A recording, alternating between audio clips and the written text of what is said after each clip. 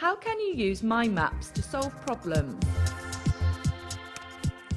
Well, the first thing you do is you create your central image, and that image needs to be colourful, needs to be a unique shape, not surrounded by a box. A lot of people like to draw a box with a word in it for the start of their mind map, but that is a real restriction to creativity. So try and be as creative with your central image as you can, and use it to be either the ideal that you're aiming towards, or a representation of the things you need to overcome, one way or other. It's obviously better to think of something positive than something negative, but try and represent that graphically in the centre of your mind map. If you really can't think of an image that represents it, then you can write a word, but use dimension, make it look 3D, use patterns, use colours, various ways to be creative about that, just to engage yourself in the problem. It's far best to have something visual to stimulate, to get the brain active to start with. Then of course you draw your main branches radiating out from the centre. And a good way to approach a problem is to start with questions. So maybe you have who, what, where, why, when, how, and also you can then add to those things like resources, things that you could draw upon that's going to help you in developing a solution for the problem.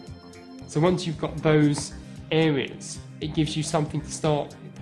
So what begins to help you analyse the problem. What are the elements of the problem? What do we know already?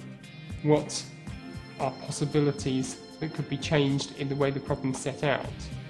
Why? What was the origins of the problem? Why has it occurred? What situation led up to the situation that you're in now? Could you avoid those situations in future? So again, it's framing the problem but looking slightly wider. How? You then start to look at possible solutions. Resources, what can you use to help you with that? When? What are the timeframes involved? Where?